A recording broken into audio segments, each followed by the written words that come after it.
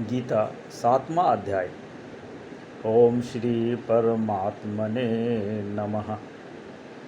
उसके उपरांत श्री कृष्ण भगवान बोले, हे पार्थ, तू मेरे में अनन्य प्रेम से आसक्त हुए मन वाला और अनन्य भाव से मेरे परायण होकर योग में लगा हुआ मुझको संपूर्ण विभूति, बल, ऐश्वर्य आदि गुणों से युक्त सबका आत्मरूप जिस प्रकार संचय रहित जानेगा, उसको सुन। मैं तेरे लिए इस रहस्य सहित तत्व ज्ञान को संपूर्णता से कहूँगा कि जिसको जानकर संसार में फिर और कुछ भी जानने योग्य शेष नहीं रहता है। हजारों मनुष्यों में कोई ही मनुष्य मेरी प्राप्ति के लिए यत्न करता है और उन यत्न करने वाले योगियों में भी कोई ही पुरुष मेरे परायण हुआ मेरे को तत्व से जानता है, अर्थात यथार्थ मर्म से जानता है। हे अर्जुन, पृथ्वी, जल, अग्नि, वायु और आकाश तथा मन, बुद्धि और अहंकार भी ऐसे यह 8 प्रकार से विभक्त हुई मेरी प्रकृति है। यह 8 प्रकार के भेदों वाले तो अपरा है, अर्थात मेरी जड़ प्रकृति है। और हे महाबाहो, इससे दूसरे को मेरी जीव रूपा परा अर्थात चेतन प्रकृति जान की, जिससे यह संपूर्ण जगत धारण किया जाता है। हे अर्जुन, तू ऐसा समझ कि संपूर्ण भूत इन दोनों प्रकृतियों से ही उत्पत्ति वाला है और मैं संपूर्ण जगत का उत्पत्ति तथा प्रलय रूप हूँ, अर्थात संपूर्ण जगत का मूल कारण हूँ।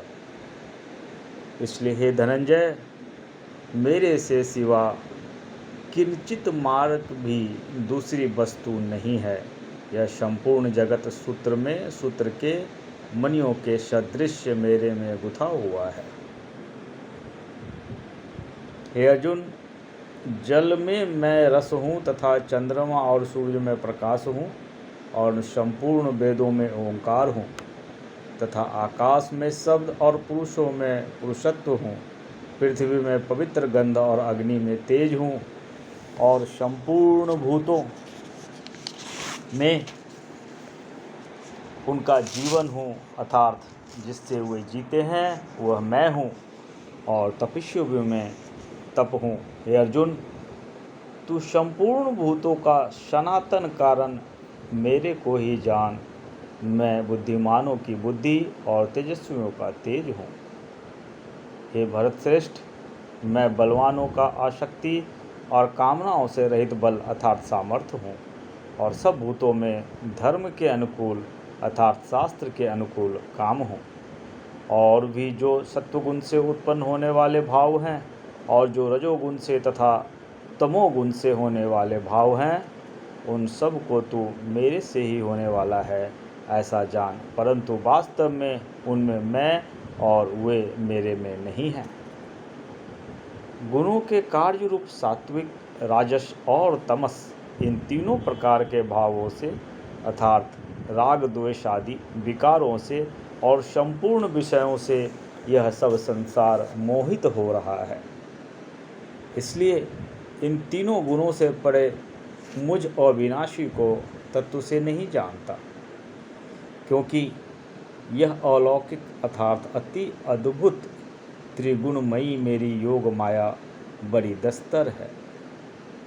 परंतु जो पुरुष मेरे को ही निरंतर भजते हैं वह इस माया का उल्लंघन कर जाते हैं अर्थात संसार से तर जाते हैं। ऐसे सुगम उपाय होने पर भी माया द्वारा हरे हुए ज्ञान वाले और असुरी स्वभाव के कारण किए हुए तथा मनुष्यों में नीच और दूषित कर्म करने वाले मूढ़ लोग तो मेरे को नहीं भजते हैं। हे भरतवंशी, मैं श्रेष्ठ अर्जुन, उत्तम कार्य वाले अर्थार्थी, आर्त, जिज्ञासु और ज्ञानी अर्थात निष्कामी, ऐसे 4 प्रकार के भक्तजन मेरे को भजते हैं। उनमें भी नित्य मेरे में एक ही भाव से स्थित अनन्य प्रेम भक्ति वाला ज्ञानी भक्त अति उत्तम है, क्योंकि मेरे को तत्व से जानने वाले ज्ञानी को मैं अत्यंत प्रिय हूँ और वह ज्ञानी मेरे को अत्यंत प्रिय है।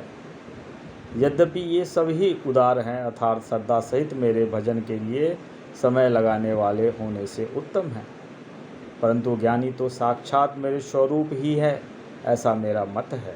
क्योंकि यह स्थिर बुद्धि ज्ञानी भक्त अति उत्तम गति स्वरूप मेरे में ही अच्छी प्रकार स्थित है। जो बहुत जन्मों के अंत के जन्म में तत्व ज्ञान को प्राप्त हुआ ज्ञानी सब कुछ वासुदेव ही है, अर्थात वासुदेव के सिवा अन्य कुछ है ही नहीं, इस प्रकार मेरे को भजता है, वह महात्मा अति दुर्लभ है। हे अर्जुन, जो विषयासक्त पुरुष हैं वे तो अपने स्वभाव से प्रिय हुए तथा उन भोगों को कामना द्वारा ज्ञान से भ्रष्ट हुए उस नियम को धारण करके, अर्थात जिस देवता की पूजा के लिए जो नियम लोक में प्रसिद्ध हैं उस नियम को धारण करके अन्य देवताओं को भजते हैं, अर्थात पूजते हैं। जो सकामी भक्त जिस देवता के स्वरूप को श्रद्धा से पूजना चाहता है उस भक्त की मैं उसी देवताओं के प्रति श्रद्धा को स्थिर करता हूँ।